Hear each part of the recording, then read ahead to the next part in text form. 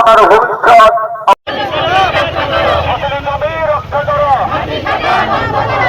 ফসলি জমি রক্ষায় উত্তাল মানিকগঞ্জ। মানিকগঞ্জ থেকে নিজস্ব প্রতিনিধি সেলিম মোল্লার পাঠানো প্রতিবেদনে থাকছে বিস্তারিত। মানিকগঞ্জের তরা ব্রিজে জনস্রোত চলছে, তবে এটি কোনো সাধারণ যাত্রা নয়, এটি মাটি খেকোদের বিরুদ্ধে কৃষকের অস্তিত্ব রক্ষার লড়াই।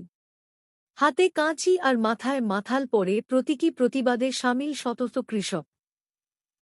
সঙ্গে আছেন নারীরাও, যাদের হাতে ঝাড়ু ও লাঠি।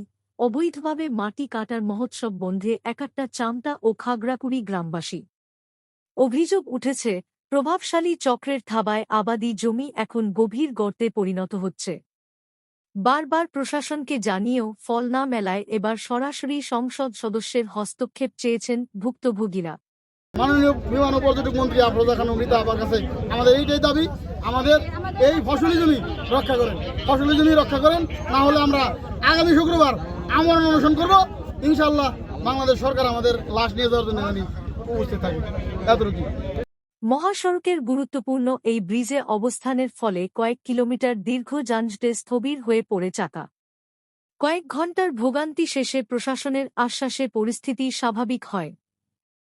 কৃষকের দাবি একটাই, ফসলি জমি বাঁচুক, মাটি খেকোদের দৌরাত্ম্য থামুক। যাতে কৃষকরা বাঁচে। আমাদের দাবি হলো আমাদের কৃষি জমিগুলি কাইটা নিয়ে যেতেছে, কাইটা নিয়ে আমাদের কৃষক বাঁচাইবেন না এই আপনারা কয়েকজন লোক বাঁচাইবেন। আমরা চাই এখানকার মাটি কাটা বন্ধ হোক, দেশ বাঁচার। এই জায়গার চামটা খাগড়াখড়ি যে কৃষি জমিগুলা, সেইগুলা মনে করেন যে দস্যুরা কেটে ফসলি জমি নিয়ে যাচ্ছে।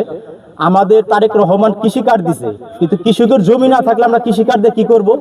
আমাদের পানের আকুল আবেদন, চামটা খাগড়াখড়ির যত কৃষি জমি আছে এই দস্যুদের হাত থেকে বাঁচানোর জন্য আমাদের মাননীয় সংসদের প্রতিমন্ত্রী রীতা আপার কাছে আবেদন রইল যে এই জমিগুলো আমরা কেউ কাটতে না পারে বা কেউ দস্যুরা না কাটে।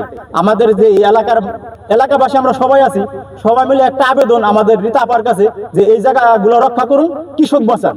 কৃষক বাঁচলে দেশ বাঁচবে, দেশ বাঁচলে কৃষক বাঁচবে।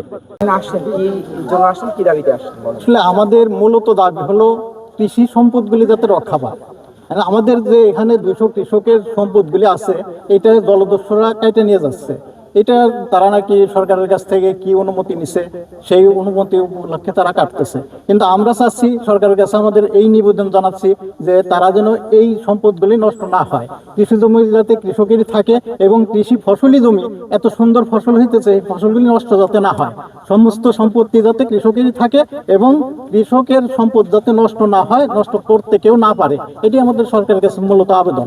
এখানে পৌলি, চামটা, খাগড়াকুড়ি এদের প্রায় 200-300 লোকের যে সম্পত্তিগুলি আছে, এই সম্পদগুলি যাতে রক্ষা পায়, আমরা এটাই আবেদন করতেছি। এই জন্যই আপনার কাছে জানাবো। জমি কি রক্ষা পাবে? প্রশাসনের পদক্ষেপের অপেক্ষায় মানিকগঞ্জবাসী।